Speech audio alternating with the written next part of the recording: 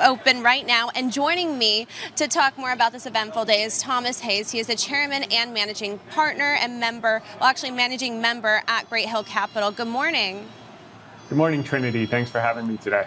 Absolutely. So let's lead things off with some news that just came in about an hour ago, the release of July wholesale price data. What are you taking away from the fresh data? Well, this was phenomenal for the markets, and the markets like it. Basically, it came in at 2.2% versus 2.3% expectations year on year, and month on month, 10 basis points versus 20 basis points expectations. The interesting thing about this report, Trinity, is that 70% of the inflation was energy-based, energy products. And the other thing that we saw, which is a change from recent history, is that goods were hotter than services. The last few months, services have been very, very sticky, and goods have been in decline. So it's nice to see services come down, and the market certainly likes it. Now, the key, Trinity, is the impact that it has on expectations for rate cuts, which is what has the markets waiting with bated breath. So more inflation data arrives tomorrow when the Bureau of Labor Statistics releases consumer price data for July. So what are you pricing out here? Yeah, I think it's expected to bump up a little bit from, it was negative 0.1% last month for the month on month. This month it's expected to be plus 0.2% and 3% year on year. The key, though, will be, is this trend correct? And the trend that I'm talking about is expectations for probabilities of Fed cuts in September. Right now, as of this morning, just a few minutes ago, we have a 55% chance of a 50 basis point cut in September and a 45% chance of a 25 basis point cut. 0% chance of no cuts, which is a big change from just a couple of months ago.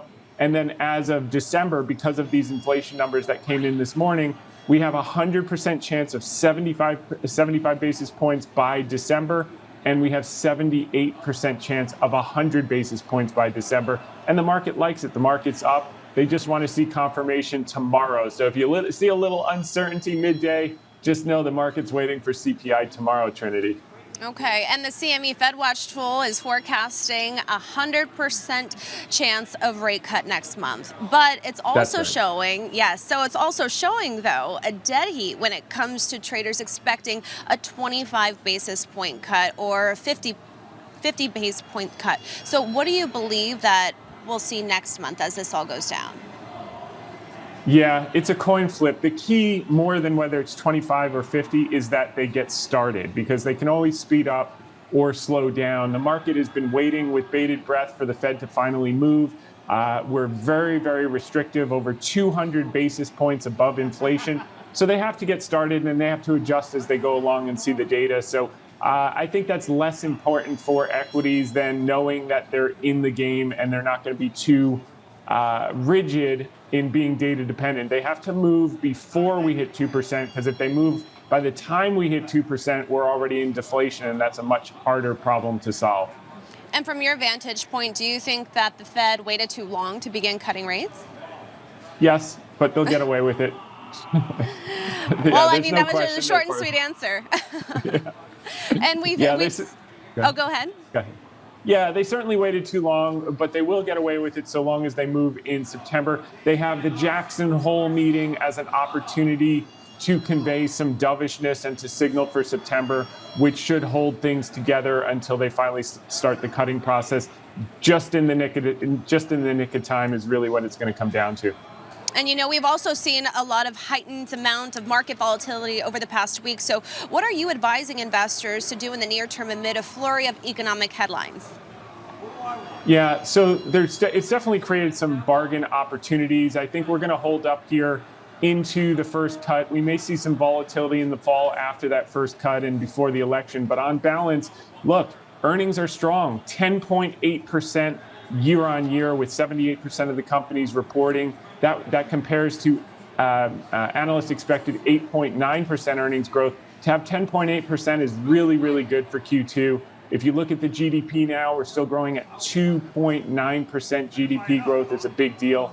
And then estimates for next year have not only held up, but they've gone up in the last few weeks, up 1%.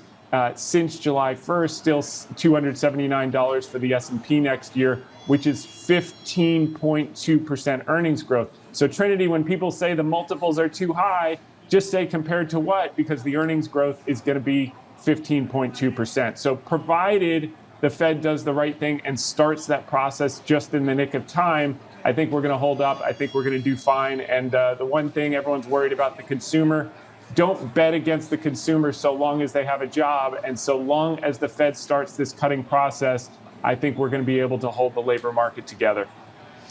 And earlier we dove into wholesale prices and consumer prices, but there are also a lot of events that are unfolding too, like retail sales data on Thursday and housing starts data on Friday, for example. So what do you feel can drive the markets later in the week? Yeah, look, I think the short-term numbers, everyone knows the consumer's a little bit weak, a little bit nervous, and part of that has to do with affordability of housing, which is going to improve as the Fed starts to cut rates. Housing starts, you're going to see, they're not going to be great until the Fed starts to cut rates. But once that happens and the consumer has a light at the end of the tunnel, knowing the Fed is on their side versus, continuing to gut punch them, I think that things will move forward in the way that everyone expects, and we'll be able to see earnings reaccelerate. Margins are accelerating, so things are holding on, but the Fed needs to act fast. And as far as the data this week, it's short-term noise in the scheme of a long-term strong economy. A lot of important points right there. Thank you so much, Thomas, for joining us. Thank you, Trinity.